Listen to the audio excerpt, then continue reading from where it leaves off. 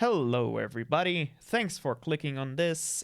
This is day 38 of us attending DoubleJump Academy's workshop Houdini for Games. Actually, it's day 38 of Let's Learn Houdini, and it's our week 6 so far in attending Houdini for Games and Unreal Engine workshop from DoubleJump Academy, done by Grayson, and it is an 8-week long, 8-module long. If you're interested in purchasing this, it will help support the stream, it will help support my content, and yeah, it may be a purchase you want to do anyway. So yeah, I got you a code in the description below, Jack15. Check that out to get 15% only by the link in the description. Definitely something to check out if you want to purchase this. Now, enough promotion. Let's go to where we are. Module 7. Ooh, okay. So we are in Module 6, which is week 6 so far. Yesterday, we completed intro and mesh setup, curve orientation, and I'm pretty sure we completed the right custom rules. Let's just go there. Might be not the case. Let's see. So we have then, we have 2 more to go. Hopefully today we can cover 2 more. And maybe we can get to 5. That will be amazing. Okay, yeah, you can see the progress so far. I don't want to spoil a lot of the course content, of course, because, yeah, if you're interested in it, definitely do the purchase. Okay, so let's no, actually, I need that. Let's close the other panel. And let's get back to the pipes. Cool, awesome. Let's get that thing up and going then. We'll put this thing here. And let's get all the panels working. So I'll be right back. Cool. Then we're back here. I will go back into panel watching. I will check on this. Just to, oh, I need to turn off the sound from the computer. All right, that's much better. Okay. So I've done a small amount. Good. We didn't start video 3. That means we have 3, 4, 5 maybe today to finish. Quite excited for that. So let's put that damn thing, oh sorry, on full screen. Let's put it on HD. And yeah, let's get the ball rolling. So what I'll do is I'll pause the recording. You guys gonna stay with me and the record. Yeah, we completed chapter 3. So we're gonna go chapter 4. Complete and continue. We have 77% complete of the course itself. That's amazing. Okay, we'll be right back, people. This to y'all. Okay, so here everything's phenomenal, right? Everything's working. However, once you decide for like very small, distances, then you end up with something like this sometimes. And we need to fix this with some vex. It's not a big deal. We could fix it. So that's what we will do now. And we would like to add like different geometry for the bending because we have like 2 more, I think. Let's see. Let's check our geometry here a bit. What is this? What does this do? Is this the ending of the... What? Is this the beginning of the thing that comes from the ground, maybe? It says... Yeah, I can't read that, that's for sure. Okay, file 5 is... That brings 2 together and takes it 1. This we have to work on later. And this also does the same... No, this is a source with 2 pipes here that are a bit smaller. Interesting.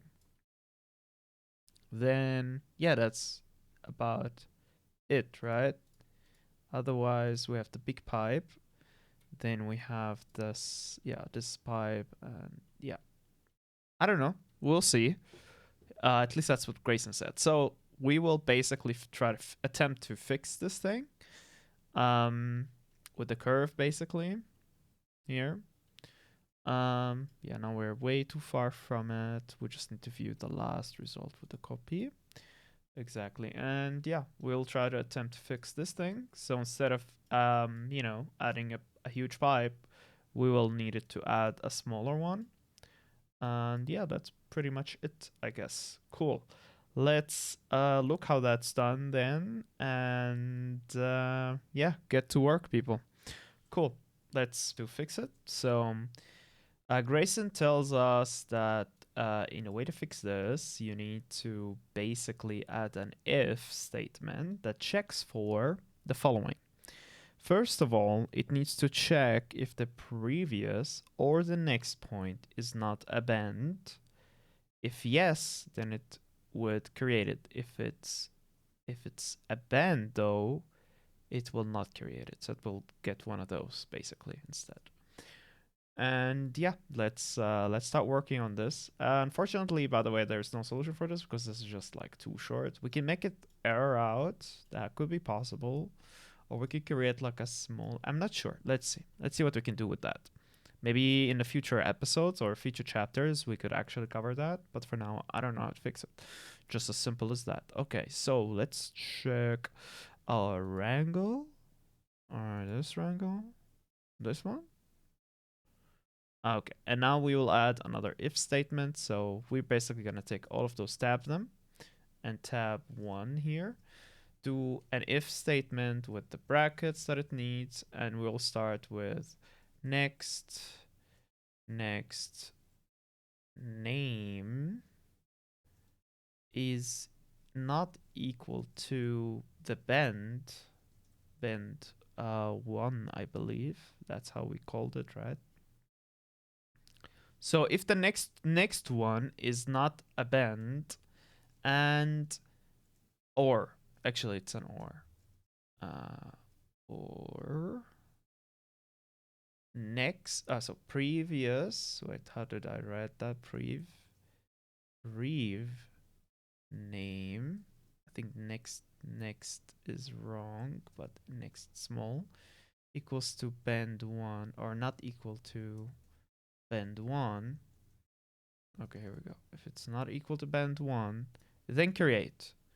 But if not, then continue. Basically, that's what we're trying to say here. Let's do 1 down. Let's do here 1 down as well. And let's just add that if statement bracket. So basically, this is saying, yo, if the one after it is... Okay, let's see. What did I miss? Let's see. Let me check. I think I did it quite correctly. So where's the mistake it's struggling with? I think it will say that it's not properly made. Okay, we need another one, I think. Here. And this should cover it. Okay. So yeah, what it's doing is it's checking if the one after the next is a bend or not. Well, right now we're giving it a rule. It says if it's not a bend, then continue.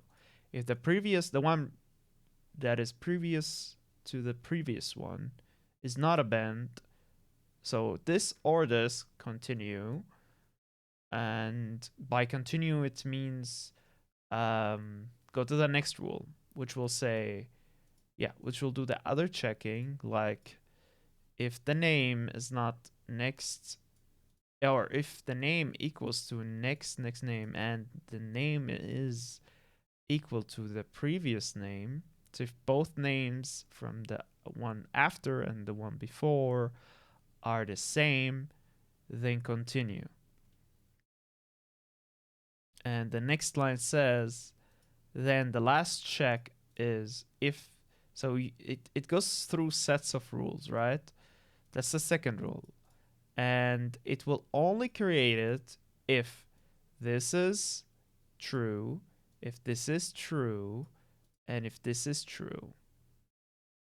Then it will create it. And that's the creation here, right? Otherwise, if one of them fails, it doesn't go here and it doesn't get created. It's like a steps. It actually looks like steps. So it's a step process. It's a checking process. And it's checking if it should do the pipe or not.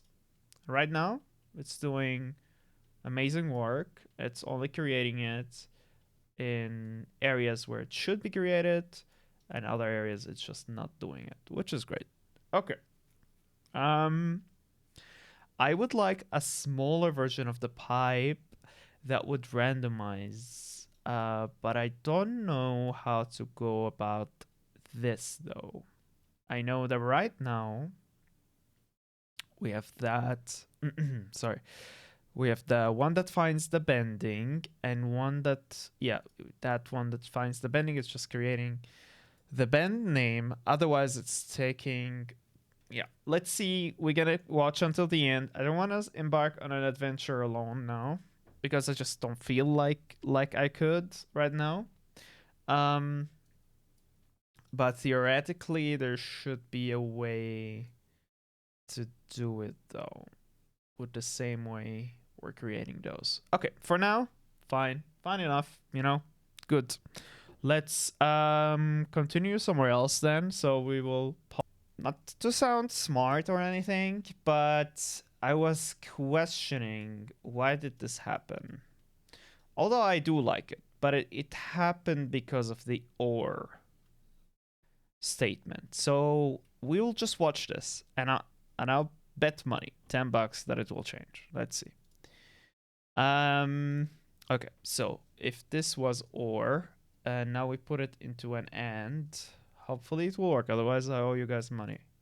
Yeah, it works. That's what I meant. So now it's going and it's checking for both the before and the after. So the one before, here we go, is the bend. Yes, it's a bend. Don't continue. The one after is a bend. Yes, it's a bend. Don't continue. Don't put this thing. And right here it did. Because, yeah, well, there's the one after is not, and the one before is also not. So it will work perfectly. Awesome. Yeah, we got it working, guys. That's really cool. The Ori was like almost doing it randomly, but now we have the pipes only when there is absolutely no. But here's the thing. Wouldn't it be enough though if it was next, just one next and not two nexts, and one previous and not two previous? How would that look like though? Yeah, that will take it still from the pipe right there. Okay. But is that bad? I mean, if your art director tells you to do it this way, you just have to do it like this. And that's fine. If your art director is saying, yo, we need more of this look in that level, we need this, we need these type of pipes here, I want to see more of this, is how you do it. And then if the art director, if she's like, yo, do this on all of them, or mostly make it all of almost everything is like this. You just add another next, and another previous, and it should work for you. Cool. Awesome. Let's get back into it then. Pause. So we finally know how to do a variation. So let's get to it. Let's so what we would need is another angle on the end to make this work. Okay, first let's prepare our stuff. File 4, I believe. Yeah, let's get another version of file 4. It will be a new transform scale, and it will be compared to the short one. So let me use it as a... this is the bend, I believe. Yeah, this one. So I'll use this one as a scale to see the difference, basically. And we'll click on here and view my transform scale.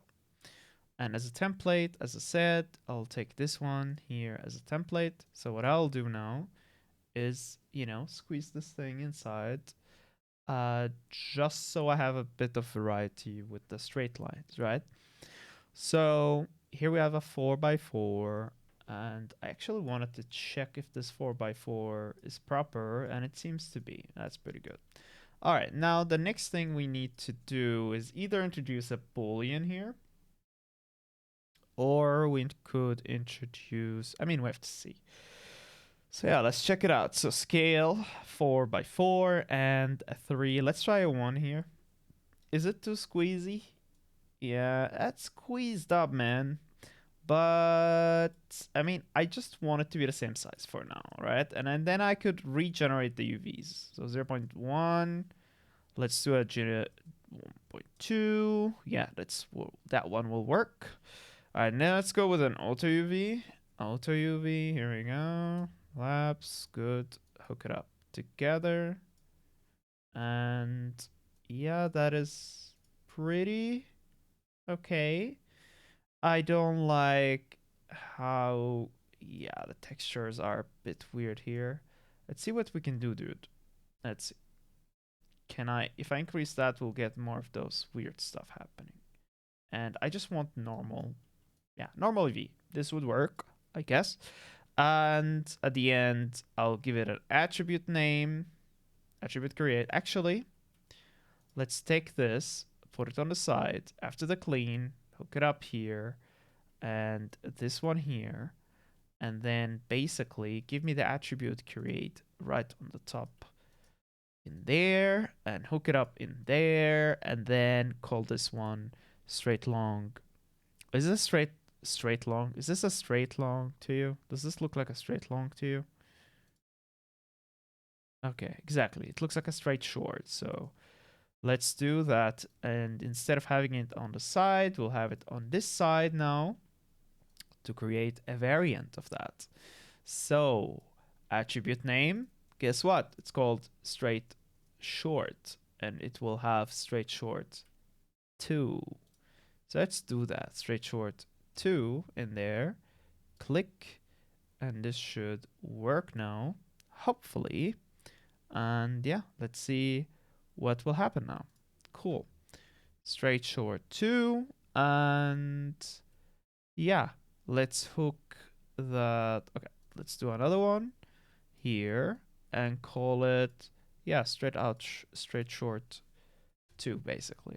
Hooking, let's not rename things yet. Okay, so we have a version of that. Looks great. And let's call those a bit different. So instead of file 1, this will be bend 1. This will be our straight short 1. Yeah, just call it straight short 1. Here we go. And file 3 will be what is this? Space G. I still don't know. So file 3 will be like file X. I still don't know what that is. And file 4 shall be the pipe, and that pipe will be called long. What is it called? Long metal pipe, blah blah blah. Where is it? Straight long. Yeah, straight long. That is the one we need. And we'll just call it straight long, just like that. Cool. And yeah, so we have straight short. Let's delete that. We have bend 1. Then we have bend 2, I believe. All right. Let's check it out. It is cool. Now let's get this thing to do the same tricks, just the exact same tricks like here. So we'll just take all of those. Wait, can I not select? Okay, now I can select. Let's get all of those. Control C, Control V here, and delete that part. All right, get the clean in there. And now, yeah, out bend 2, perfect, transform scale. I wanted to do all of those, but I just want the name here to be bend 2. Okay, and now we should be semi-ready, right? So what we will do, make sure they are all merged. Boom, right there. Merging, that's one of them. Then we have straight long, that is merged. Then we have straight short, that is merged as well. Straight short 1, straight short 2, perfect, out blend. Yeah, it looks logically correct. So let's see what we can do on the very last attribute here. So attribute combine, attribute wrangle, basically it's just right wrangle, WRANGLE. Boom, here we go. My stomach is upset because I haven't eaten anything. Not a big deal. I'll get you something, my stomach. Okay, so let's get the randomization happening. Now, one way to do it is to add a chance, a new attribute, if you might say. You don't expose it, it's called chance. and it's equal to the random value of at pt num. So it will get a random value of the point numbers depending on the curve, right? And now what we'll do is an if statement. So if chance equals 2 or is bigger than, so wait, how to do bigger? Yeah, bigger than 0.5, then, and that then should do this. Okay, so then what? Do this, my friend. Uh, s at name equals bend. Oh wait, between quotes, bend 2. Not only that, but I also would like you to give me s at name straight short 2, right? We should still have, oh, wait, let me get it.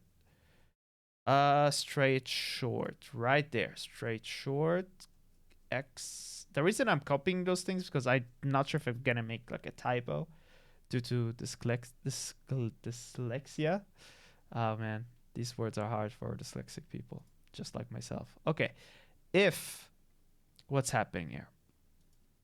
All right, we need another semicolon at the end, colon at the end, and this should work. What is happening? Do I need a tab here? And I don't think so.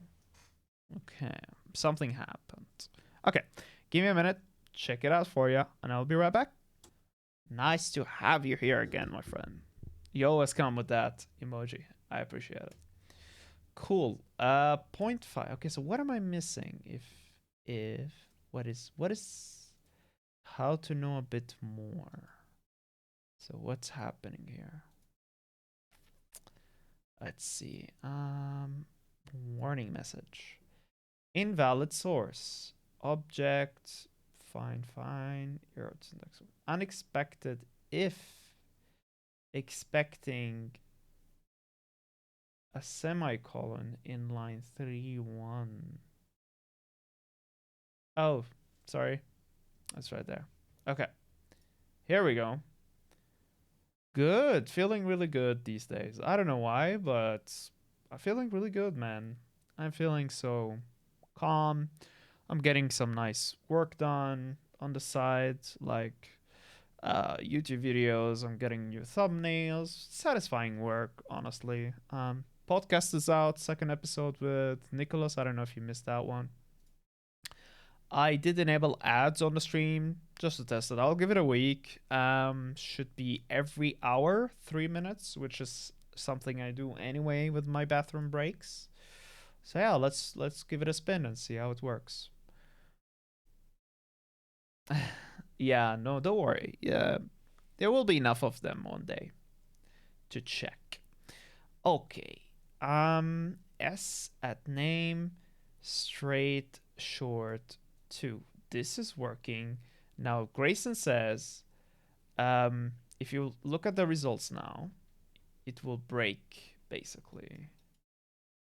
The reason it breaks is because right now that triangle we introduced most likely doesn't have uh, anything to work with. So it's applying all this knowledge on everything else. So what we need, as we have in this bend here, we introduce the group bend through this wrangle, right? We said I at group bend equals 1. So what we need is to focus on that group because right now it's working with every little node. So let's do that here.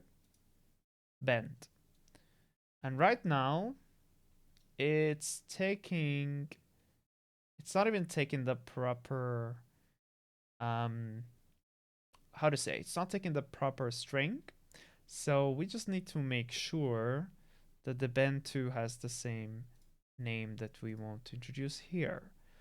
Bend2 check. Maybe the transform were so tragic or I was just missing the points with them. So why are we not getting the result? Funny. Let's see. What did I miss? Okay, that one I need to get out of here. Okay, and just make the if simpler. Yeah, here we go. We got it. Then now we need to just bring all the transforms back. Here we go. Let's bypass the stuff. And yeah, this is pretty much the good size that we need. We just need to do one orientation check here. Instead of one of those, we probably need to bring it back to 0. Yeah, we'll check it out as we go. We'll check on the chat a little bit, so I'll pause. So yeah, we're back to it. We at least need one connection to happen, so an L to form.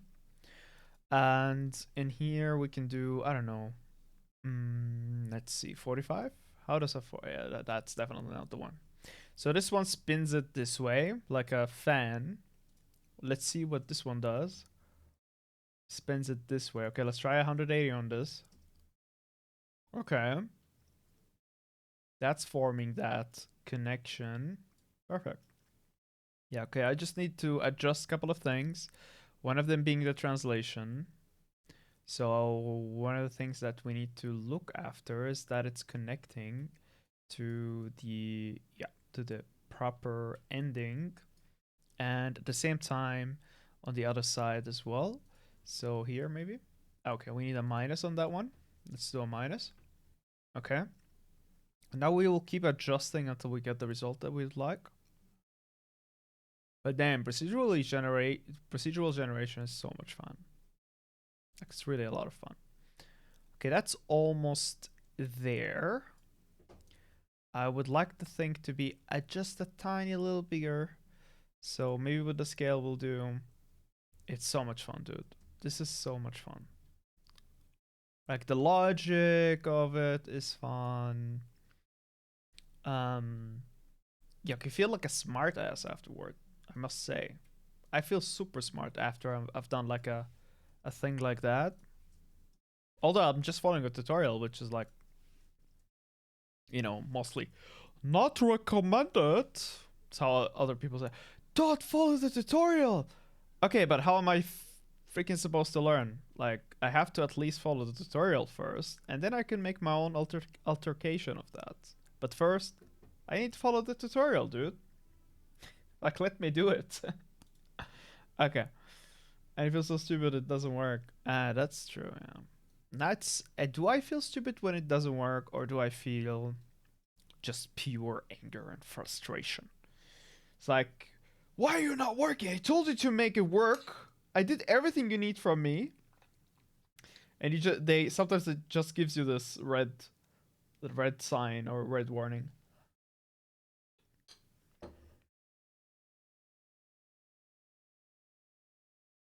But what's that? Like, what's the tutorial rabbit hole? Can you explain that part to me? Like, I feel like I need to take that apart because I think, you know, people say something covered in like how to say, it's covered in a bit of metaphor, like tutorial rabbit hole. But some people just can't unpack that, and they take it in the way they think it means, right? So some people take that and they're like, okay, I should not follow anything in the tutorial, and then they're just overwhelmed. You know what I mean? It's like, no, you need to follow a little bit of the tutorial, damn it. But no, I disagree with you. Some people really say that. Don't follow the tutorial 1-to-1, which is just like super stupid. Dude, you follow the tutorial 1-to-1. You can't have that. Be proud of your work. It's like, no, I can. That's fine. I can actually be proud of my work that I've learned. Okay. Anyway, now back to what I want is to have also a random chance for these. So we need to go back all the way to the grouping right here. So we said if convexity equals 0 or it's bigger than 0, then make name bend. Otherwise, a name. Okay, and I would like a group here as well. I at group. Straight short. That's fine. Let's just keep it very simple. Yeah. Now we have a group called straight short, but we need semicolon at the end. Good.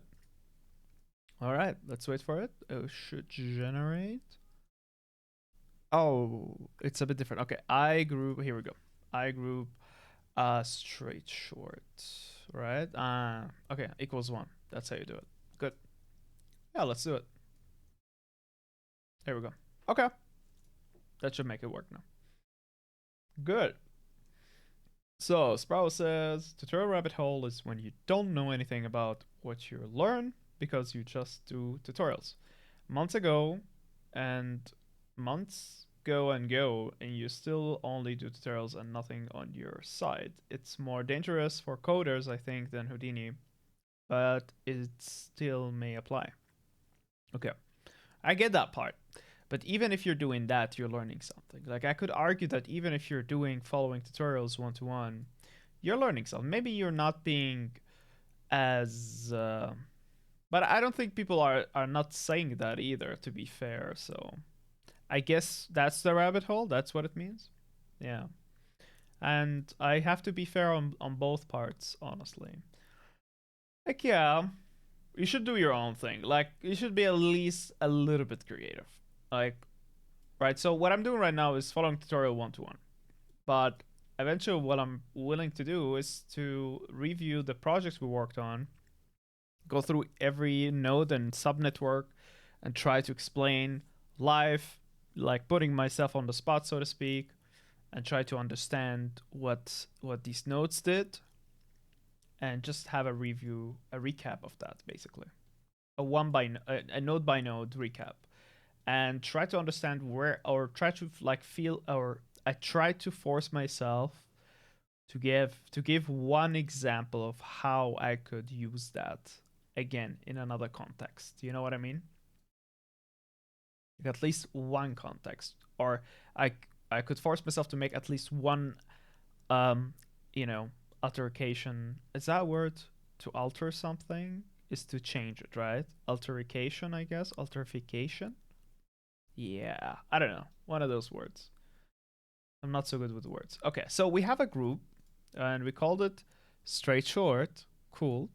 Then we need now to do the randomization on the straight short as well. We have a chance, and we can introduce the new group as well, right? We can do 2 groups. That should be possible. That will blinden it, I think, because now we're introducing the bend as well with it. So probably not. Let's get another angle then. Just put it here, and instead of bend, boom, give me straight shorts. Instead of bend 2, give me straight shorts. Oh, okay. Give me straight short 2. Yep. Oh, that broke it. That's for sure. Okay. So, we need to go step by step and try to understand what happened. If we have chance equals random. Okay, here's another example. Let's put this on the side then and have it only connect here. Still a problem. Then that was not the mistake. So we just have to see Pt number and bigger than 0.5. Okay, I could see that it could be the string name is not correct. Let's look at name here. Okay, and where is the string straight short to? Let's check its name. Straight short 2. Let's copy the name. It's not connected, that's why. That's why it's good to go step by step. Okay, and what do we have in here? Some elements that are not even connecting to each other. But is that a problem with the match size then, right?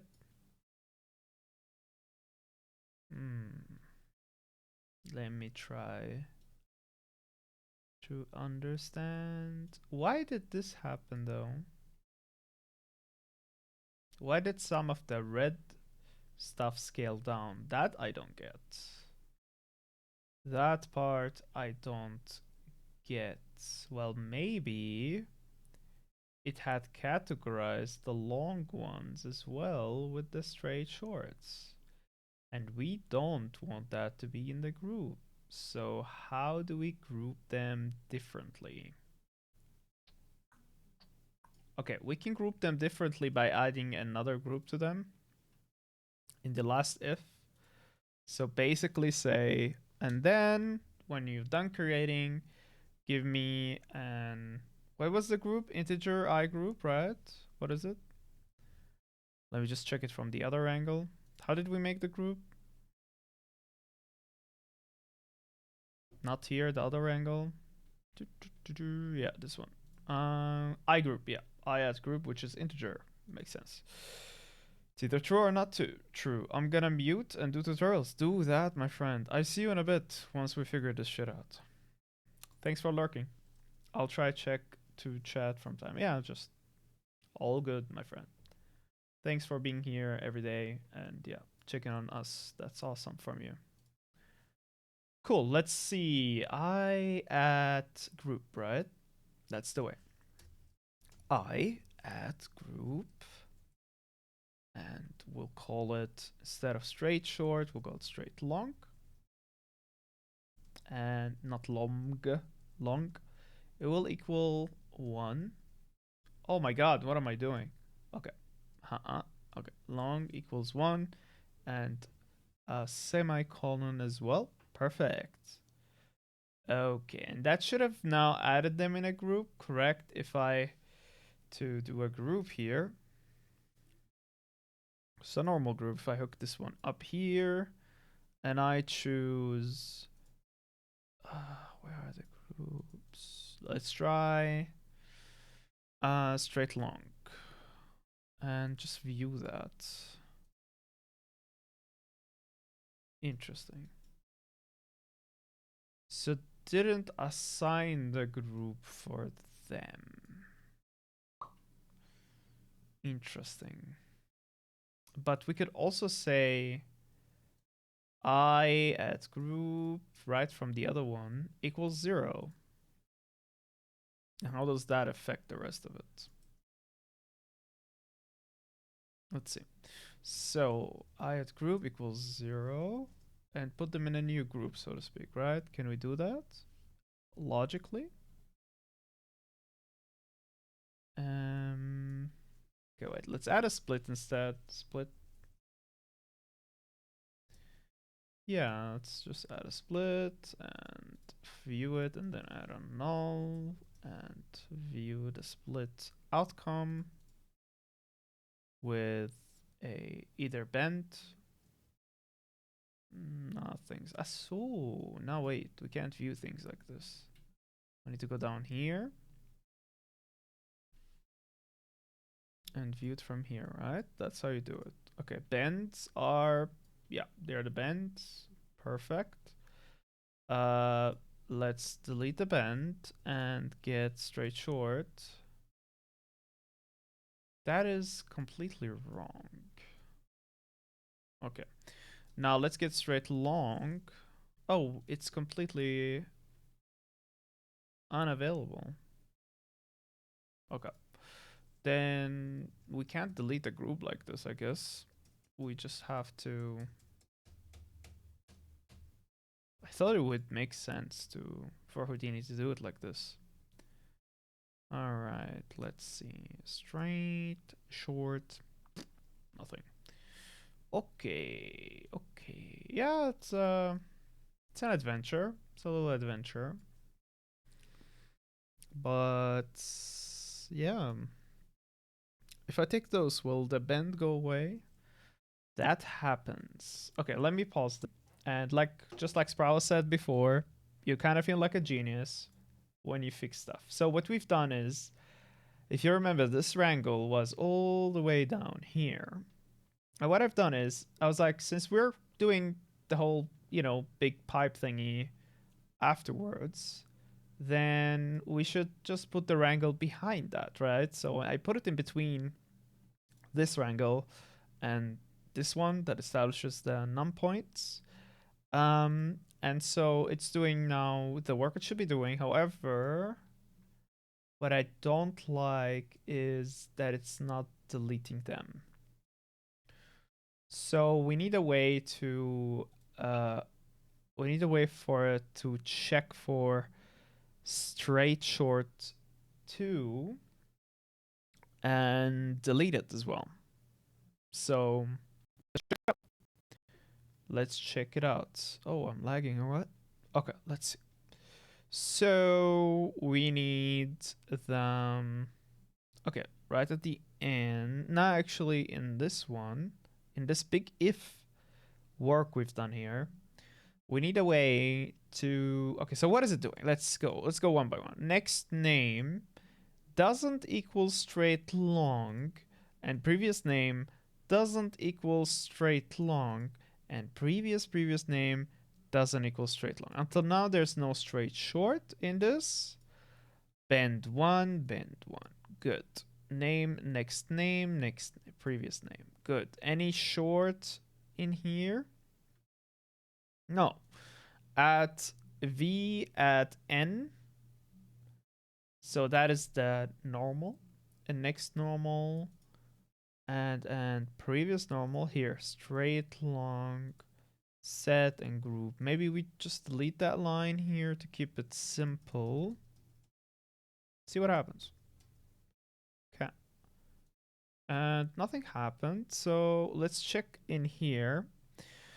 We have a chance of 0.5, it's just 50%, and the name will be straight short 2. Okay.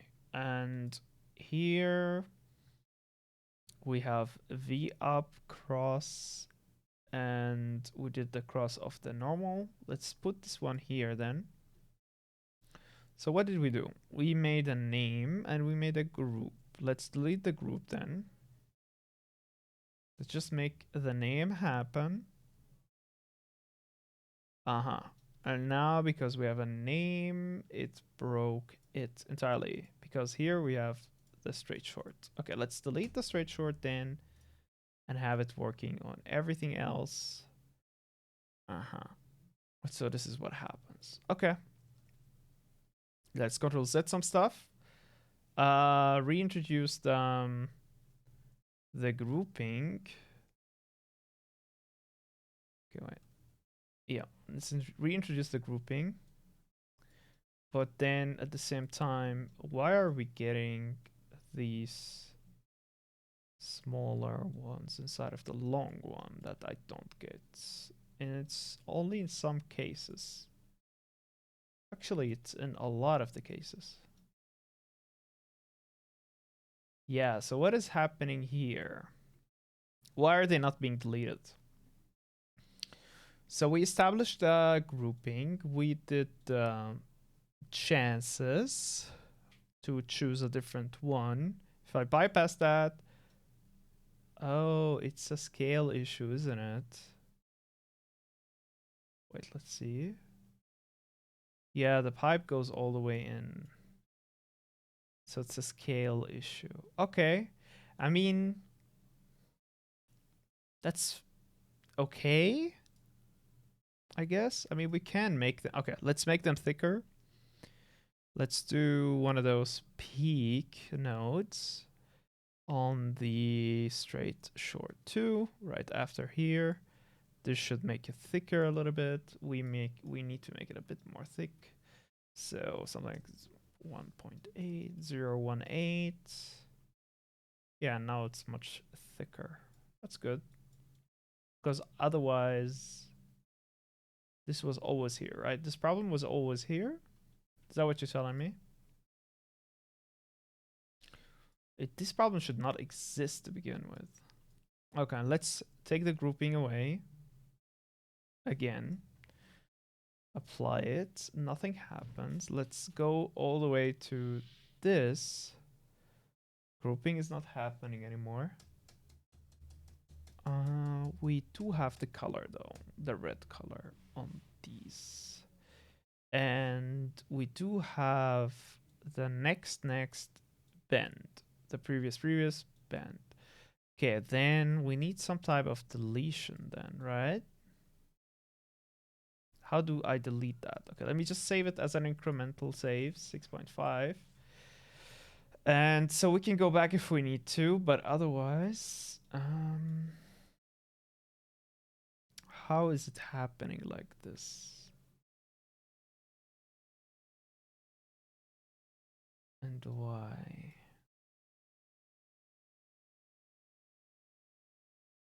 I don't know. I part of me says this always happened, so I'll just keep it and we'll get the grouping back with no bypassing, but we'll introduce the grouping back here. Good. We can see if we can fix it later. Okay. Here we go. Boom. And we have the pipes back again. A random chance of the pipes being generated. Perfect. Amazing. Cool. Yeah. Let's make a higher chance actually. Like, so here we say random chance, different short pipes, right? Good.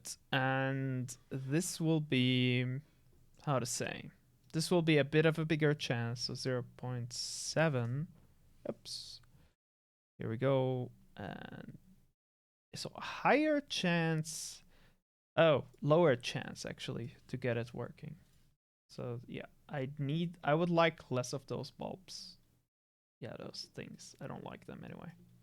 So yeah, we have it working now. Awesome stuff. Yeah, it's just this thing at the end of the generator. We still need to work on it, so we'll see. Let me just check this one here. Looking good. It's too crowdy, of course, but that's fine. For now. Good. Then let's save. We did already an incremental save, so and I'll pause since it's not so complex anyway.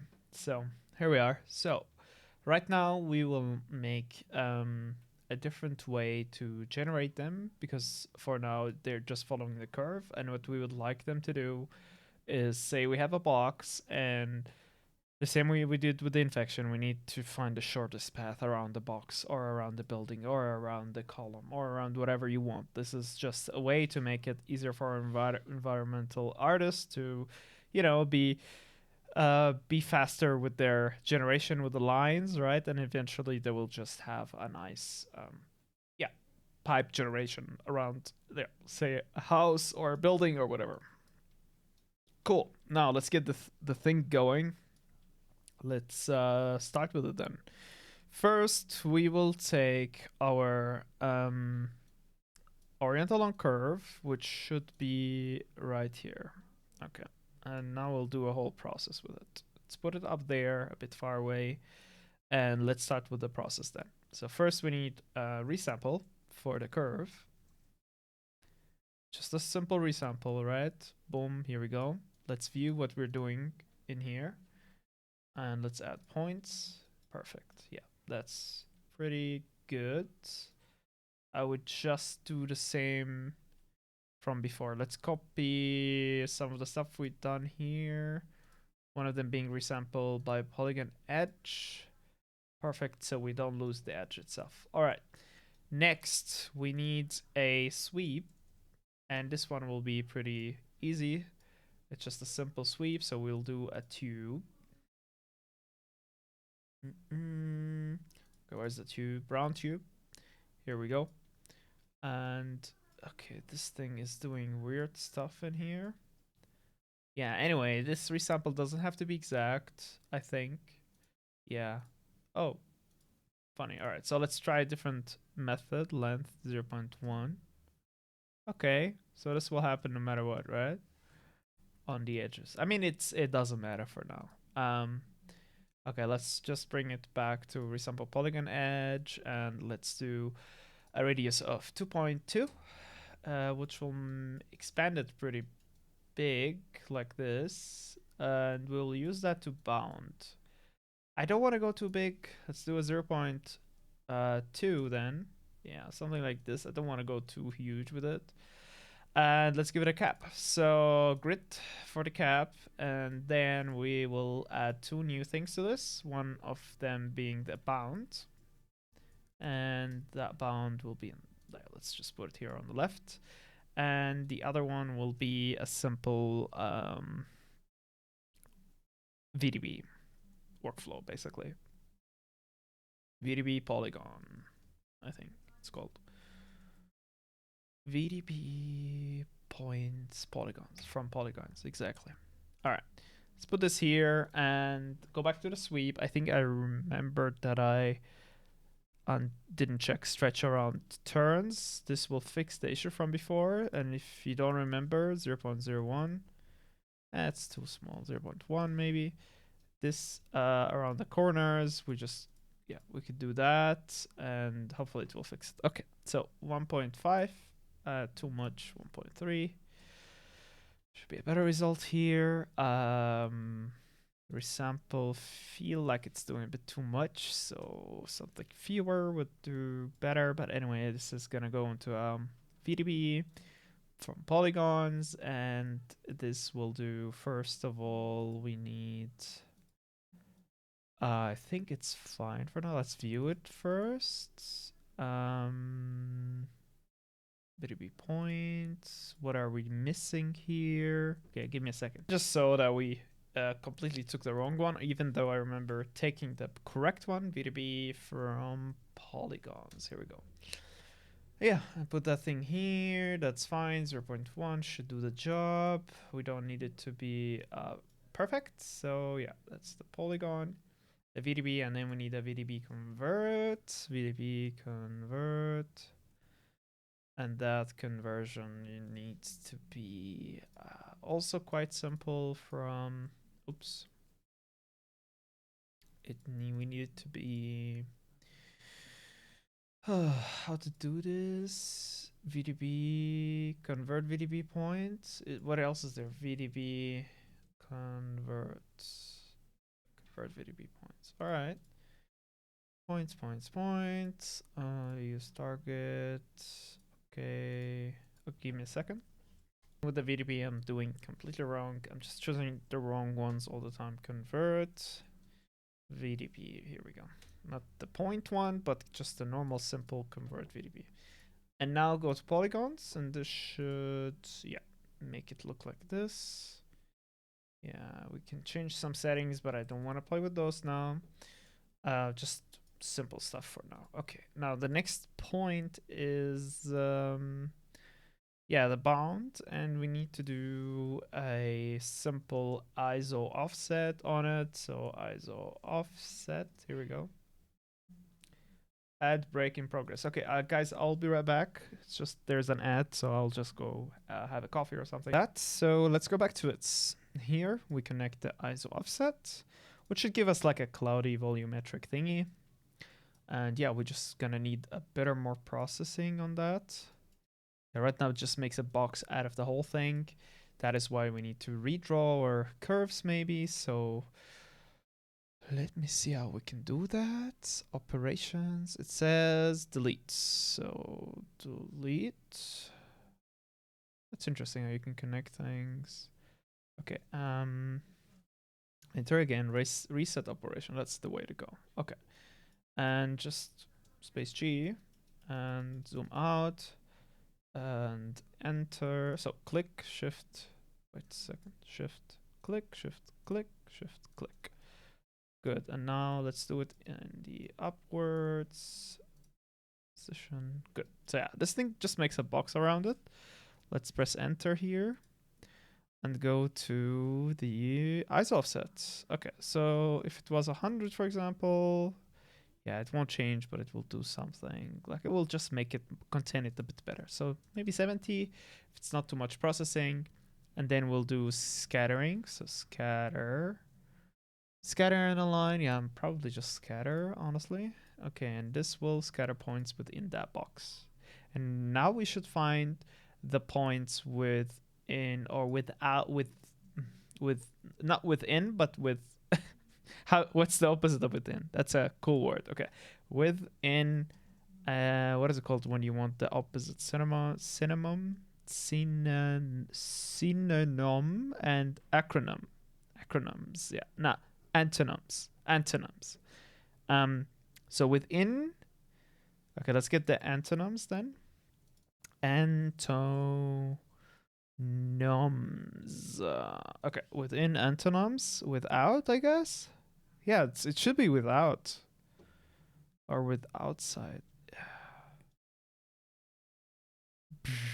Yeah, without is the outside. Yeah, I'm trying to say we'll get the points that are outside of a certain shape, right?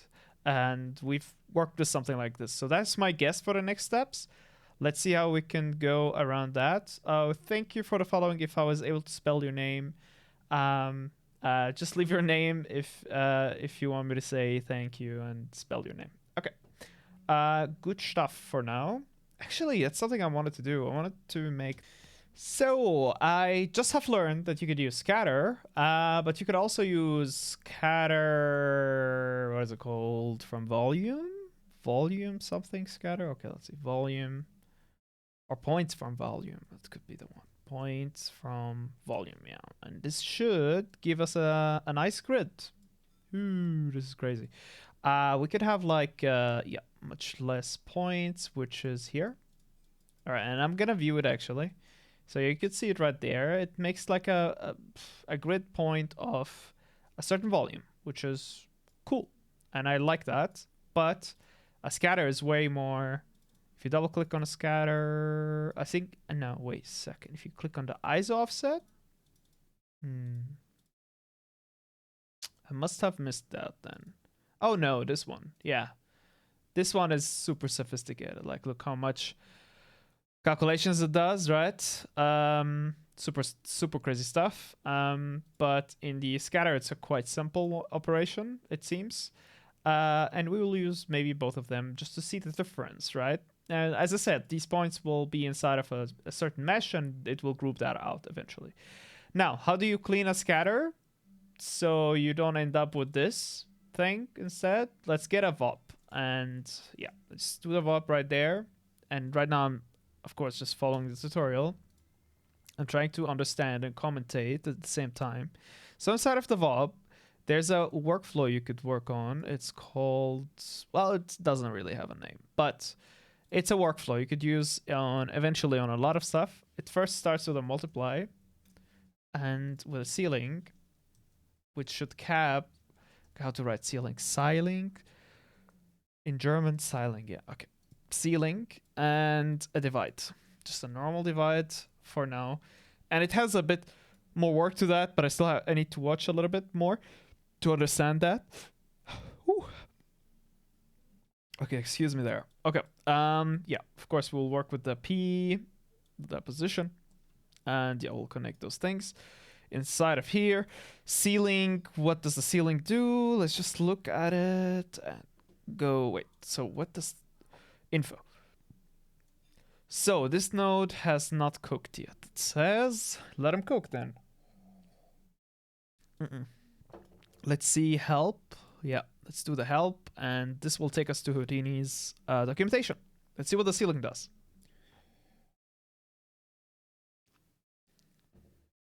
Ceiling floor. So this should basically do like the highest value of something. Okay, this operator returns the smallest integer greater than or equal to the argument. Okay, this makes sense. This is like going through, yeah, it just gives the ceiling value of an integer. So if it was a 1.6, it will make it a 2. Yeah. So maybe basically just does the, it gives, okay, let me just check it out for you. So this is before, this is after. Now we have more organized points than before. Okay, like I said, there's a little bit more than that. Now it pretty much looks like the volume, basically. Just a bit different. This is the scatter. This is what we've done with the VOB now.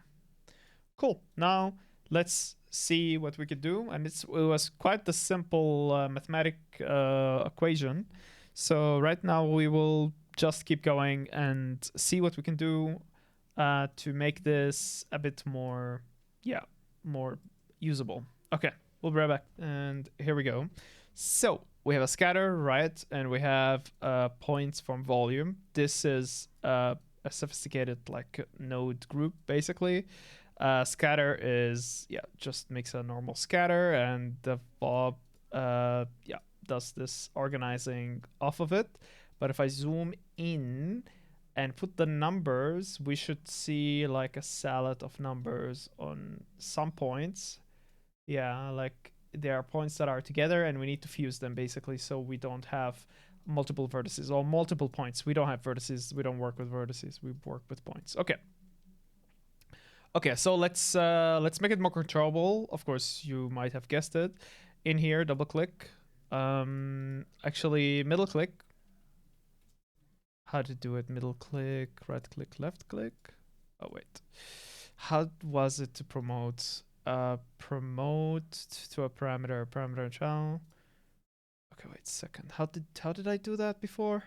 Yeah, middle click, promote parameter, and double click on it to expand it a little bit. And you could call this unit scale, for example. In here, just do it, call it unit scale, and it should make it the name of that parameter to be exposed from the outside. We worked with this before, it's nothing new to us. So, and now we take the same input, we put it in the divide. Let's put this a bit away from each other so we have a better view. Okay, and now we have that. So back here, and let's play with the scale. If I play with it slowly, we can see the points are zooming in the thing right now, zooming in the volume, so to speak.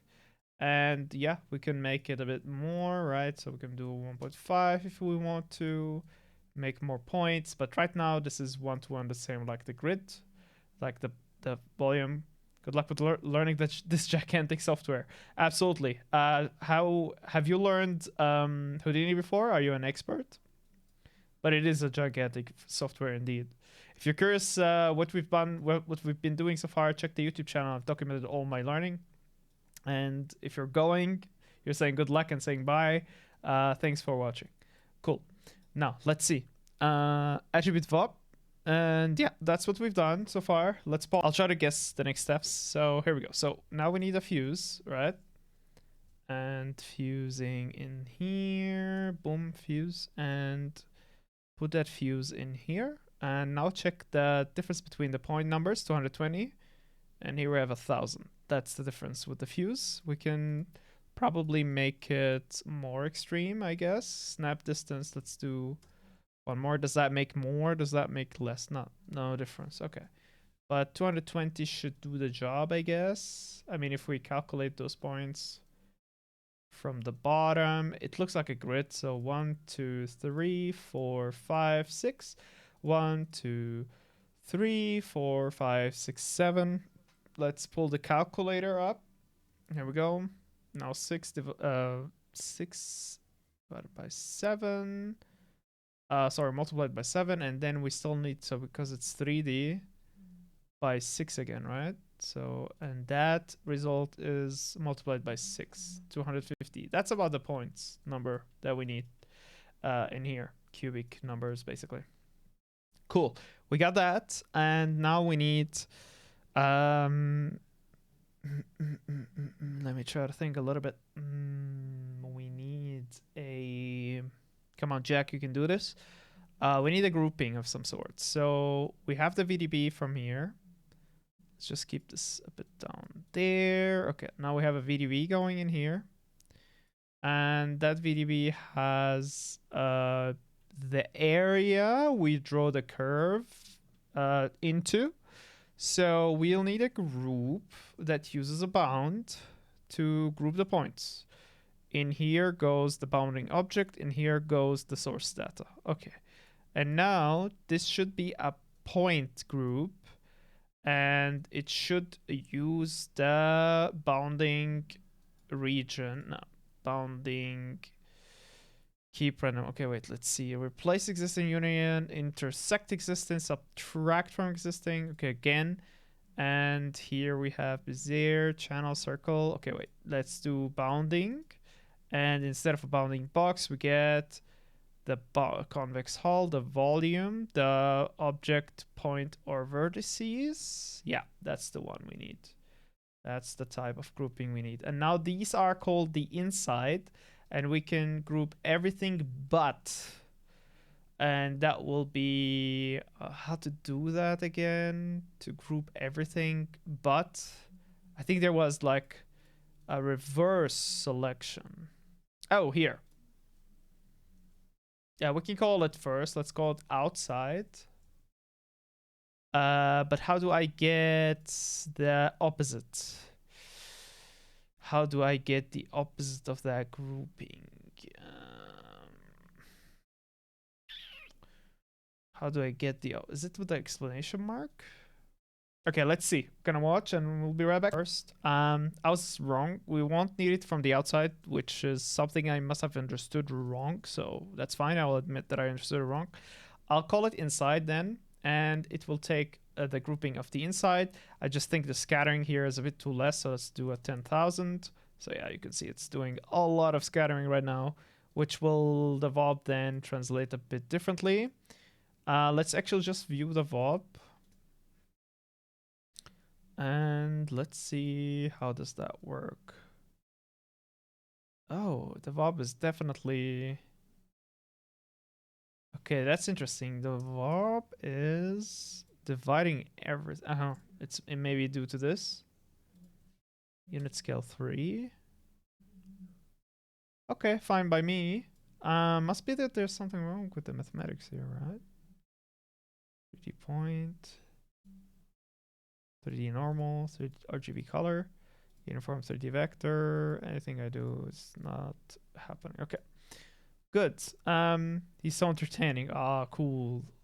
That's my goal. I want to be like entertaining. I want to know what I'm doing at the same time. But yeah, it will take some time until I know what I'm doing, I guess. But yeah, I will definitely check their work. Sounds pretty cool. I'm so hypnotized by this here. What effects these are doing when you go around. It's very hypnotizing. It's very satisfying to look at, actually.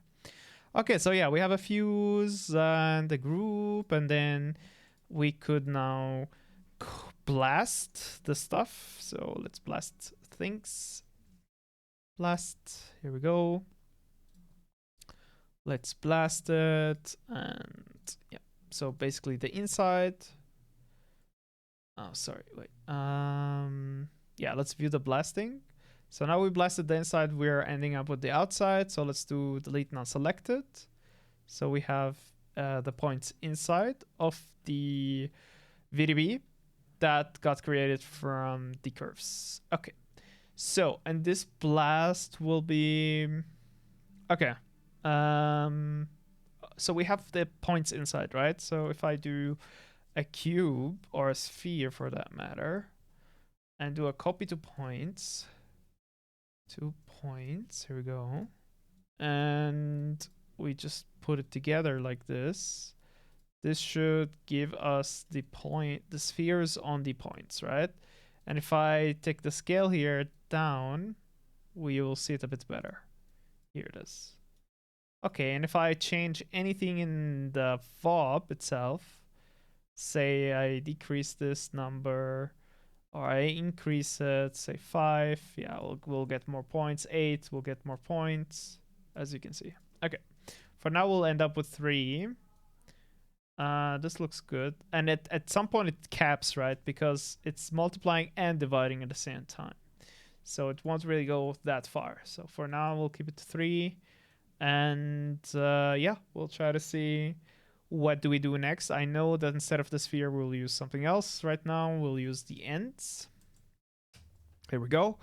And I've never used ends before, so let's see what it does. And I'll pause. And I'm pausing right now. Let's go and create a box again. Oh, what's that? No. Okay, box. Here we go. And let's get that box instead of the sphere. And right now, it's going inside. So what I would like to do is to remove the curve that we were working with before, because I think it's way too small. And let's just focus on the curve itself, please. Thanks. Let's hit on this. Let's delete everything. Reset operation. Okay, and now let's get a nice, big, huge, curve. Like really nice, big, huge, healthy curve. Cool, and enter.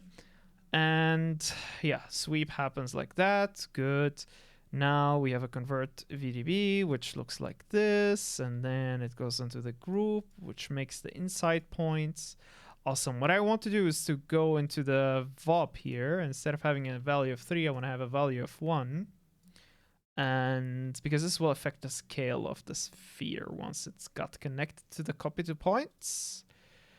And so if I go into wireframe, we can see that there's a box in each one. But if I go into the VOP here and I do a 3, you see the boxes will lose that nice grid that we had before. So this is the grid now with the cubes. This is something we actually need. But since this is a polygon, we need the ends of that, so to speak. So if I put this in here and I choose the U and go to unroll with shared points, this should give us the wireframe of that, and we'll put them as such. This is not me in wireframe, this is exactly the edges without the faces. So the reason we're doing that is because we will need the points, right? And what we'll do eventually is take point, we'll pick it randomly. Basically we'll pick a random point at the end, so 85 for example, and we'll pick this random point in the beginning of the curve, 509, and we'll make it go find the shortest path to the other point. So in the end, it might do something like this, and this is my current understanding. I'll remove the points with the point number. It's my current understanding. I'll just make a screenshot of this. And a second, getting a message. Okay. So yeah, if we do a point here and we choose that point there, it will find the shortest path between those, doing things like this maybe. Oh, that was a completely wrong line there. Yeah, something like this maybe, right? And we'll connect eventually, and that will be our pipes. So we'll have a corner here, a corner there, and this will be the pipe generator basically from a curve, right? Awesome. Yeah, let's get it to work. I think that's what it's gonna do now. So let's pause. Cool. Here we go. Yeah, so in order to get a point that starts here or ends there, we need to do a couple of things. One of them first, we will get the null out of the resample here, and we'll call it out resampled. Resampled lid curve. Right, and this will get an object merge. Here we go. And the object merge will get it, right? And yeah, this will be... I don't want to color it yet, so just gonna put it inside of here and take that object merge basically all the way down because I will need it later. Let's put this thing here. And let's do a couple of things. So this will look like this, the original curve, right? This is what we need. We need the point in the beginning and the point at the end, and we'll get it by object by group by range. And yeah, for now, let's get the next steps after the copy to points, which will be the fusing. And why do we need that? Well, basically right now it's doing this, right? There's a point here. Let me explain to you using the snipping tool. Come on, snipping tool. Here we go. Thank you, snipping tool. Cool stuff, snipping tool. Come on, snipping tool. Open, please. All right. So one here. That's a point. That's 1 point. But here, since the cubes are merging together, you have 2 points on every intersection. So 2 points here, 2 points here, 2 points here, which will just double up everything because it just keeps going, right?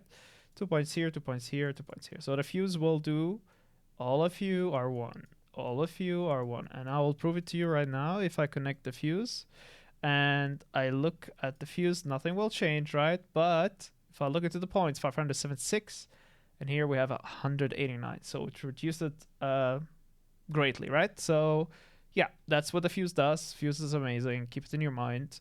And yeah, that is our object merge from the curve itself. So let's look at it. We'll just call it exactly the same way as the object is called. We're just gonna call it here object merge. We'll call OM for object merge and out resampled curve. And yeah, we'll first start with a group by range. By range. Cool, yeah. And that one will be points. It will take the start. It will invert that selection. And this will look something between the lines of, let's wait for it. So it will call it starting points. Starting point. Fine. And yeah, so it will look like, okay, that's not a proper name. It wants a proper name, I guess. Starting point, it's doing 1 at the start, 0 in the end, and it's inverting. Yeah, this should work. I can't, here it is. It's this orange thing, right? So it's taking the point in the beginning and not the point at the end. So what we will do is another group range, just base, okay, Control Z, okay, another group range. We will put that beneath it, just like that. Can we though? Can we do that? Yeah, I think we can. Okay, and this will be 0 and this will be 1. And yeah, I'll just view this one without the template of this one. So let's just view one of them. Here we go. We have the end point right there. Cool. Now, how do we bring this into the work that we've had here? How do we do that? Good point. Will we bring them together using a fuse? But before that, we need to just delete a couple of things. So let's do a blast. Here, blasty blast. Cool. Let's blast these points then.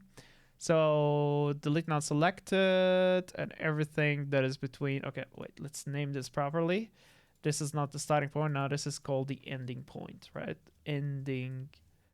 And let's keep it small, everything. Okay, ending point, starting point. Awesome. Now let's get into the blast and call it properly. Ending points, starting points. And this should now blast everything but the points. And it's connecting them. Do we need that connection? It's still to be... Let's see if we do need to delete that. For now, it's creating that line, right? So that line should basically start fusing with the bigger object. So the right input here does the target geometry, and this one does the query geometry. So target geometry will be, I think, wait a second. Target geometry will be on the right. That's the target geometry. Let's see what this does now. Okay. I'm failing to get it working, so give me a little bit of time. I didn't know that you could do that, but that's awesome. So let's template the fuse, right? And we will be able to see the points, hopefully, if I put the numbers. Cool. Right now, the 0 is not connected to any of the points because the fuse is basically not working. So what we would need is closest target point for distance pieces, for disjoint pieces right there. And we need to put that snapping thing up to 100 maybe in order for it to snap. And now it's snapping into a point, the 0, and the 1 is hopefully doing the same. Here we go. So they're both choosing a point. And remember, this is all connected. This is coming from the curve, and the other one, you know, those cubes are also getting created from the curve as well. So now all what we need is a node of some sort, maybe Vex or something, that finds the shortest path between 0 and the 1 through the cube, though. So yeah, let's see how that works. And yeah, we'll be right back. Work. Let's get to work, people. Okay, so yeah, the fuse worked. Now we need a group transfer to just get the grouping back. So let's do a group transfer. Here we go. And if I put that one into... let me think a little. Yeah, into here, and this one into here.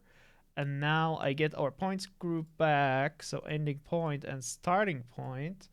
And if I make the thing to overwrite, which is group name conflict, and I put the distance to 0.1, this should theoretically, let's just look at it first. Yeah, we have 0, we have 1. And let's see, 0.01 maybe. Okay, so this is fine. 0.1 should do the work. We have our grouping back, which is important for the next step. Sorry for being unaudible. Test 1, 2, 3. Yeah, good. Yeah, 0. I mean, I'm not sure honestly if I'm audible or not right now. Test 1. Yeah, I am audible. Great. So yeah, let's go back to it. And we're back here. Let's get to we have 0 and 1. Let's get the shortest path. Find shortest path. Awesome that there's a note for it.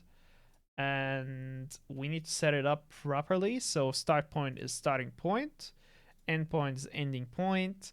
And so this will let's see, cost, everything is the same. I probably have effed that turning the grouping here. So yeah, let me check that. I definitely effed the inputs here. So this one here, the blast goes there. Okay, and this should now give us, yeah, this is working. So what is happening here? Why is it not? We need the input from here, right? Isn't that right? Let's see. I think so. Let me just check it out for us. Oh, that's not actually working. So then maybe we need, well, we got that properly now, right? So what am I freaking missing here? The fuse. Okay. What did that fuse do? This type of thing. But this belongs here then. And this one is what we need. Yeah, this one is what we need. This one is what we need here. Exactly. Here we go. That makes sense. All right, now we just need to get rid of this grouping. Yeah, perfect. That's the shortest path, basically. So let's get those fusing thingies, the confusing thingies, together. So it confused me a little bit. So we need that copy to point to be a bit down here. And yeah, so let's call this remove fuse. Let's just keep the fuse part of it and say remove intersecting points. Good. And this is to reduce.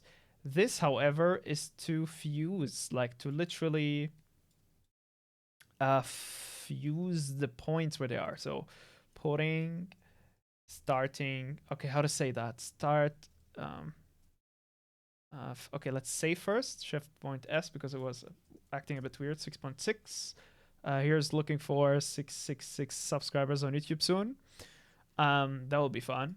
So fuse, let's get to, I don't know, fuse, call it fuse start and end with curve. With curve, basically. Yeah, this should work. And yeah, it's getting its information from here. This we need. Let's just add one more node that goes like that. Let's go up like this. Okay, and this should just fuse. Okay, good stuff. Let's get this is why it's confusing. This is why you need the outs, right? So this out should out the cubes. So cubic grid. And here we go, out cubic grid. Perfect. And this will be put here. And as for this one, this will be called out start end. Okay. And now the group transfer should transfer those groups. And the find shortest path should find the shortest path. Perfect. Now this should work. Great success. Cool. Let's template this. in between. Perfect. It's going exactly like I was trying to understand it, which is just super. It's perfect. Good. Now, let's see what we can do after that. So, pause. Okay, so what does that mean? Well, basically, we can tick wherever we left off with our work, which was right around here with the curve, with the oriental and curve. So what we could do is collapse this whole thing into a subnetwork and call it find shortest path, basically. Okay, so let's do that.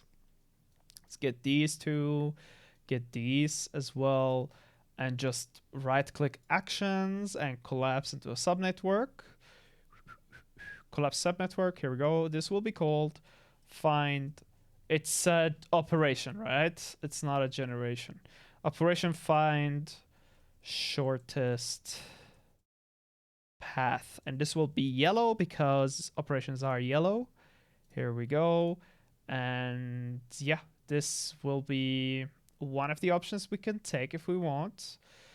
We can have a switch here if we want as well. So the switch here will be called switch, and I'll just add to it switch method, curve method. Method, and it will be between normal method, right? So that's the normal method. Or wait a second, we can do it a bit differently. So we can do something like this. Can take this after. Oh, but it needs an all orient along curve, doesn't it? Yeah, all right, okay, let's do it. It's fine. Shift S, and let's just add an orient along curve here. Fine. Good. And yeah, it will do an operation find shortest path, which shall take it into. Let me try to think. Yeah, we can do it like this, I guess. So switch is there, plus this one. Okay, so we can decide either this curve generator or the other one, right? Which goes into a resample of some sort. Yeah, let's just keep it simple for now and see if this would work. And so yeah, let's take these down there then. Keep it simple. Okay, so operation find shortest path, and let's see if that will generate anything. Let's delete those and copy, and okay, let's look at it. Okay, yeah, some stuff are broken because they are just way too close to each other. That's fine though, we can make a bit more space then. So what we'll do is go to our curve, and I'll make that red, maybe pink, just to see where our generators are. And escape, double escape, have it back in here or at reset operation. And the cool thing is, if I go all the way to the copy operation and I press enter on the curve itself, now I don't need to care so much for the angle because it will find it for me, so to speak, right? And now it's not working anymore. Okay, so here's what we're gonna do. We're gonna do something a bit simpler. And okay, let's do it again. Enter. Yeah, let's reset the whole operation. Okay, so point, point, point, point. Let's see how that looks like in the copy to point operation. Okay, that's a bit too complex, I think, for it. So let's go back again into the curve view and have that enabled. Okay, we need two of those, so let's. Oh my god. Okay, so this is okay. Come on, dude. How to do this? Okay, this is one panel one. Then we need to split it to the right and the left. Split it to the right and the left. Where is it? Here. And this will be number 2. Here we go. Why do I have to do this every time I launch Houdini? It's beyond me. Okay, now let's click on the curve and have this as visible. Click on the curve again and reset operation. Okay, and now let's just do a simple one. It generates. Perfect. Yes, that's exactly what I want. And no matter what is the direction, it's a bit too much now. It can't generate. I don't know why that is, but for now, this works pretty good, I guess. Yeah. Now we can do a bit. We can do it a little bit differently. We can do something like straight line, straight line, straight line, straight line, and then maybe we do something like this. Okay, this is breaking it. Yeah, maybe there is a way where it doesn't break. We can delete it. And yeah, just the moment we do anything, it's just breaking. I guess there's limits right now. There's limits to the calculation. We see that the beginning is taking a bend, which is incorrect. Yeah, maybe we can fix that. But yeah, that's the whole point of doing it like this, so we can have different ways to generate them, right? Okay, I don't know why my mic is so quiet right now. I'm afraid that it's not working anymore, so let's just... It's actually working. That's pretty good. Cool. Now, let's keep learning. So let's get into the organizing part. Let's, yeah, collapse those back again. Oh, okay. So, time for some organization. Let's get all our files, so all of our meshes together, and let's do a shift C, which should bring them into a subnetwork, and we'll call this mesh input. Mesh input, and yeah, we also organized it, so we prepared it, so to speak. So, but this is the mesh input. Is it an operation? Is it a generation? Is it a generator? It's a organizer almost. File mesh input for now. Mesh. Okay, it is an operation if you think about it. Okay, so let's go and yellow this, and we'll get the out of it as well. Let's get a null, basically. Have it here. Also yellow, and yeah, just call it out. Out. Hey, hello, Jack the Generalist. How's it going? I'll get to a nice savvy here. Again. What's the time on your end, my friend? You always are, like join around that time. I just wonder where are you based? Cool. Oh, let's see. It 8:48 a.m. I guess. Yeah, you join in very early, don't you? Cool. Thank you. Thank you for that. Appreciate it a lot. Okay. Now let's see. What did we do? We need to just collapse some of those stuff. We have operation find shortest path with a nice switch and an orient along curve, and then we go to measure the curvature. Yeah, this is everything here is a calculation to do. Wait, where does it start? Measure curvature. Okay, let's get that thing to work then. And it's a calculation. It's actually an operation, but we'll keep it into calculation because there's just a lot of effects. I'm good. I finally had a breakthrough with my procedural UVs. Not perfect, but it's working. Cool. What are you working on anyway? I think I forgot what you were working on. Sorry for that. So Shift C, and this will be calculation for the orientation. Orientation and randomization. Random mesh. Okay, well, we have that. Let's make it green like this. A null will help here. And we'll also make it green. And we'll also give it the same. This is not proper calculation. Yeah.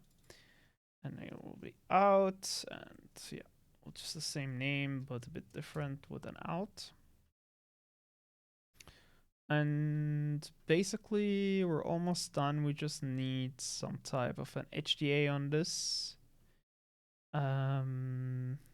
So far, these are... Okay, so we have the mesh, right? We have the curvature. Okay, so what we can do is make the whole thing now into an HDA, correct? These, at least, can go in an HDA. And basically anything but the curvature can go into an HDA, right? Because the curvature or the curve can be edited, basically. And then we'll have an out. Yeah, that would work, I guess. Yeah, I think so. But I can keep the mesh outside though. So these will become outside of the HDA. But at the same time, these should stay with the calculation. Okay, we can do that. Good. Then let's just do it. Let's put this in there. You say from a spline, not perfect, but it's working. Procedural stone bridge. Wow, cool. Do you have some results? From a spline with arcs, stairs based on angle, and a few other woos. This all sounds pretty cool, man. That sounds like something I would like to do as well. Are you planning for it to be stylized or something? What do you have in mind? Sounds pretty cool. Okay, so we will add all of those into the HDA, but not the file and not the curvature. So everything else goes into the HDA, including the copy points, basically. The resample as well. Okay, and why is it taking so long? Okay, all right, Shift C. Boom. This will be our HDA. So let's see how to make it an HDA. I remember file, save. We've done that. I think now, right click here, create digital asset, and this will be called DG DoubleJump Academy, pipe, modular asset. Cool. Yeah, let's name it like this, or we can just copy some of the names that we worked on before, like here, DGA infection JG. Okay, let's do that here, and let's save it as a digital asset, and DG pipe modular asset JG. Good. Yeah, this should work. Yeah. Okay. And let's just create it. This should make it into an HDA. Yeah, we can take the properties now down somewhere else, because for now we don't need anything to create the parameters. Basically, we'll just go from where we are right now. The curve determines the curve. The files determine the files. Let's see, input 1, input 2. Shift S for smoother curves. Input 1 is here for meshes. Input 2 is here for curve. Awesome. Yeah, and the rest is pretty organized, I would say. And it's working, most importantly. Good. Copy the points, and then we have the output. Awesome. Let's save incrementally. 6.7. There we have everything organized. Our calculations are organized. Our operations are organized. We just need one more out here. So null. And we'll just kind of call it out with the name of the operation. And then the color of the operation as well. Boom, yellow. Here we go. Boom. Done. Yeah. And resample. That's pretty simple.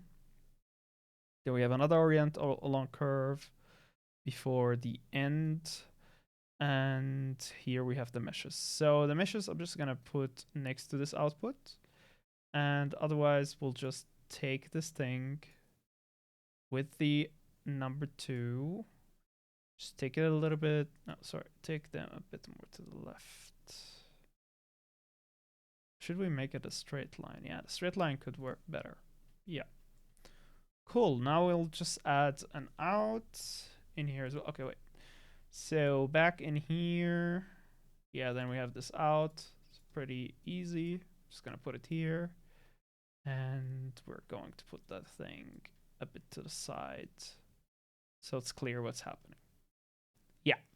That could work, people. Now, Control S to save.